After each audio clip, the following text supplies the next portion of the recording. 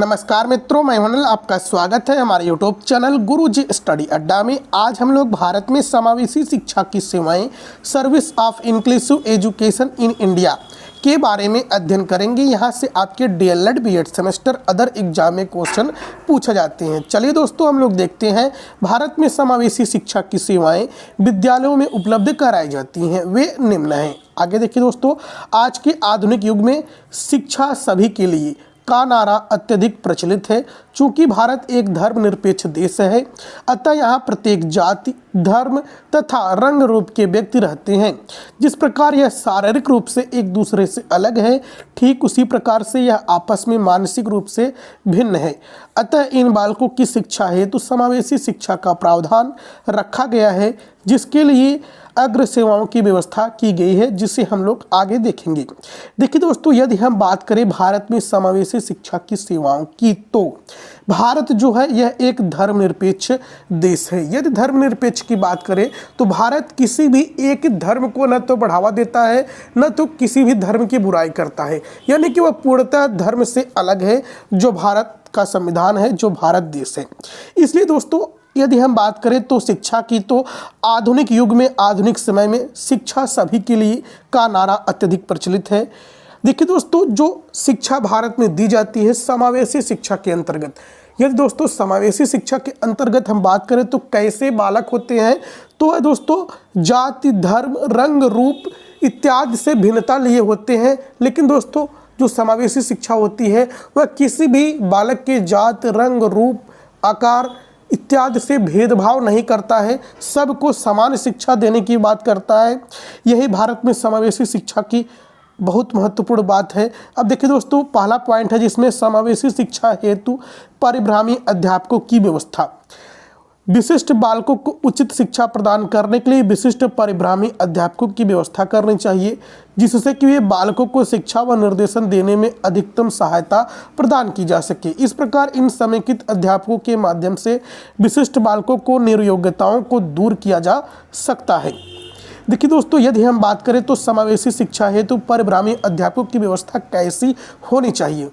जो विद्यालय होगा, विद्यालय के कक्षा व्यवस्था में कुछ तो विशिष्ट बालक होंगे। जब विशिष्ट बालक होंगे तो उनको विशिष्ट शिक्षा कुछ प्रदान की जाएगी। इसके लिए परिभ्रामी अध्यापक, ऐसे अध्यापकों की व्यवस्था करनी चाहिए जो बालक की निर्योग्यताओं को पहचान सके, उनके निर्योग्यताओं को दूर कर सके और उसे समावेशी शिक्षा के तहत शिक्षा दे सके, बिना भेदभाव रहित।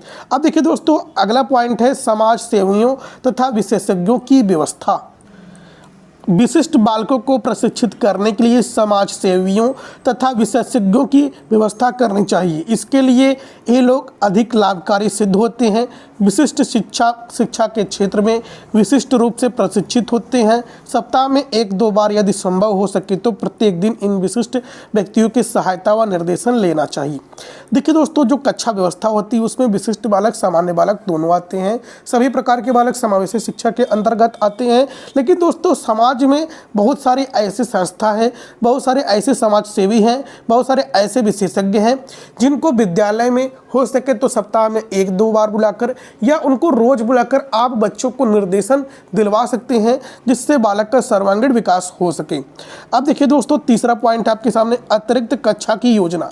सामान्य विद्यालयों या कक्षा में पढ़ रहे विशिष्ट बालकों को अलग करके अतिरिक्त कक्षा की व्यवस्था करनी चाहिए, जिसके फलस्वरूप मंद बुद्धि तथा मानसिक रूप से पिछड़े बालकों का विकास सामान्य बालकों जैसा हो सके तथा वे कक्षा में बार बार असफल न हो सके। कक्षा शिक्षण के अतिरिक्त पहले या बाद में इस प्रकार की कक्षाओं की व्यवस्था करके उनकी कमियों को दूर किया जा सकता है तथा सामान्य बालकों के साथ समायोजित किया जा सकता है। देखिए दोस्तों, अतिरिक्त कक्षा योजना की हम बात करें तो यह कह रहे हैं कि सबसे पहले जो विशिष्ट बालक होते हैं, विशिष्ट बालकों को पहले उनको कुछ अलग अतिरिक्त सुविधाएं प्रदान करके उनके दोषों को दूर किया जाए। जब उनके सभी दोष दूर हो जाए, चाहे मानसिक रूप से पिछड़ा हुआ बालक हो, चाहे प्रतिभाशाली बालक हो या ऐसा जो शारीरिक रूप से कम अपंग बालक हो, तो उनके जब दोषों को दूर कर दिया जाएगा तो उन्हें सामान्य विद्यालयों में सामान्य बालकों के साथ बैठाकर आसानी से शिक्षा दी जा सकेगी। जब वो पहले से थोड़ा सा प्रशिक्षण प्राप्त कर लेंगे तब फिर उसके बाद वो सामान्य विद्यालय में आ जाएंगे, सामान्य शिक्षकों के साथ, सामान्य बच्चों के साथ अच्छे से पढ़ेंगे और वे सामान्य बालकों के साथ समायोजित हो सकेंगे। तो दोस्तों ये थे इतनी बात। अब हम आगे देखते हैं, अगला पॉइंट है, चौथा पॉइंट आपके सामने, समावेशी कक्षा योजना। जिस विद्यालय में शैक्षिक रूप से पिछड़े बालक, प्रतिभाशाली बालक, शारीरिक रूप से विकलांग बालक, सामाजिक रूप से विशिष्ट बालक आदि की संख्या अधिक हो, उस स्थिति में इन बालकों के साथ बैठाकर शिक्षा देना उचित नहीं है।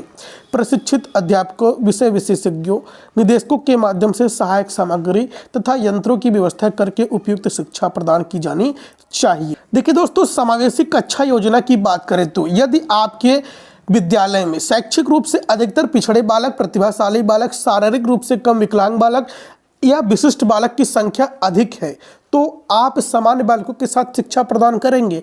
लेकिन दोस्तों, यदि ऐसे विशिष्ट बालकों की संख्या अधिक है तो आप विषय के विशेषज्ञों को बुलाएंगे, निर्देशकों को बुलाएंगे, अच्छी सामग्रियों का उपयोग करेंगे, सहायक सामग्रियों का उपयोग करेंगे, यंत्रों की व्यवस्था से, प्रोजेक्टर के माध्यम से उपयुक्त शिक्षा प्रदान करने की आप व्यवस्था करेंगे।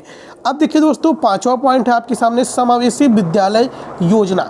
यदि विशिष्ट बालक सामान्य विद्यालयों के बालकों के साथ समायोजन करने में पूरी तरह असमर्थ होते हैं तो इस परिस्थिति में इन बालकों के लिए, जैसे चक्षुहीन, बहरे व गूंगे बाल अपराधी, कुसमायोजित, उच्च प्रतिभा संपन्न, सृजनात्मक, समस्यात्मक आदि के लिए समेकित विद्यालय की व्यवस्था करनी चाहिए। यद्यपि इसमें खर्च अधिक पड़ता है, इसके लिए विशेष कक्षाओं व भवनों का निर्माण, प्रशिक्षित तथा योग्य अध्यापक, चिकित्सक, निर्देशक, विशेष सहायक सामग्री की आवश्यकता पड़ती है। देखिए दोस्तों, समावेशी विद्यालय योजना की हम बात करें तो यदि विशिष्ट बालक और सामान्य बालकों में समायोजन नहीं हो रहा है तो आप क्या करेंगे, जैसे कि जो चक्षुहीन यानी कि नेत्रहीन बालक है, बहरे गूंगे बालक है, कुछ बाल अपराधी बालक होते हैं, कुछ समायोजित उच्च प्रतिभा संपन्न होते हैं, कुछ सृजनात्मक बालक होते हैं, अधिकतर समस्यात्मक बालक होते हैं। तो ऐसे बालक को समावेशी विद्यालय में भेजने से पहले आप किस विद्यालय में भेजेंगे, समेकित विद्यालय में भेजेंगे। देखिए दोस्तों, जो समेकित विद्यालय है वह समावेशी विद्यालय का ही एक रूप है जिसमें सबसे पहले आपको विशिष्ट शिक्षा प्रदान की जाएगी। जब आप विशिष्ट शिक्षा से कुछ अच्छे से पढ़ लेंगे, आप समायोजित होने के लिए लायक हो जाएंगे तो आपको फिर समावेशी शिक्षा में प्रवेश दिला दिया जाएगा। यद्यपि दोस्तों, जो समेकित शिक्षा होती है इसमें खर्च बहुत अधिक पड़ता है, क्योंकि दोस्तों इसमें अधिकतर उपकरण की आवश्यकता पड़ती है, चिकित्सा की आवश्यकता पड़ती है, निर्देशक की आवश्यकता पड़ती है, प्रशिक्षित अध्यापक की आवश्यकता पड़ती है। अब हम लोग छठवां पॉइंट देखते हैं, आवासीय विद्यालय योजना। अंधे, बहरे, विकृत शरीर वाले बालक, बाल अपराधी, मानसिक रूप से विकलांग व मंदबुद्धि तथा सामूहिक रूप से असंतुलित आदि गंभीर विशिष्ट बालकों के लिए आवासीय विद्यालय की योजना क्रियान्वित करनी चाहिए। इस प्रकार के विद्यालयों में शिक्षण प्रशिक्षण मात्र कक्षाओं तक सीमित नहीं रहता बल्कि विशिष्ट बालकों के प्रत्येक कार्यों में निर्देशन के साथ अभ्यास कराए जाते हैं। बालक सहायक सामग्रियों का उचित प्रयोग करके बेकार समय का सदुपयोग करने का अभ्यास कर लेता है। यद्यपि कि इस प्रकार की शिक्षा व्यवस्था से बालक घर तथा समाज से अलग हो जाता है, लेकिन विशिष्टता में सुधार संभव हो जाता है। देखिए दोस्तों, अब हम लोग बात करते हैं आवासीय विद्यालय योजना की। आवासीय विद्यालय योजना की बात करें तो आपके विद्यालय में जैसे अंधे बालक, बहरे बालक, शारीरिक रूप से विकृति युक्त बालक और कुछ बालक ऐसे होते हैं जो बाल अपराधी वाले बालक होते हैं, मानसिक व विकलांग बालक होते हैं, मंदबुद्धि के बालक होते हैं। ऐसे बालक यदि वे कॉलेज से घर या घर से कॉलेज की दूरी उनकी बहुत अधिक है, वे घर से कॉलेज नहीं जा पा रहे हैं, तो विद्यालय को चाहिए कि वे विद्यालय के पास आवास बनवाए विद्यालय के बच्चों को रहने के लिए, जिसमें आपके ये सभी बच्चे रहेंगे, विकलांग, मंदबुद्धि के बालक, शारीरिक वाले, बाल अपराधी वाले बालक, शारीरिक रूप से विकृति बालक। ऐसे बालक को उस आवास में रखना चाहिए, क्योंकि दोस्तों जब वे बच्चे आवास में रहेंगे तो जो शिक्षक होंगे वे भी कभी कभी जाकर निर्देशन दे देंगे, समय का सदुपयोग हो जाएगा।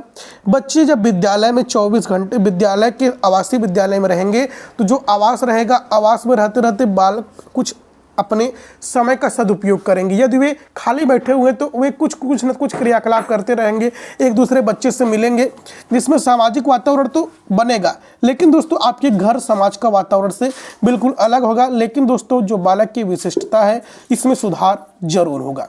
तो दोस्तों चैनल पर पहली बार आए हैं तो सब्सक्राइब कीजिएगा, बेल आइकन प्रेस कीजिएगा, वीडियो को लाइक कीजिएगा, शेयर कीजिएगा। जय हिंद, जय भारत।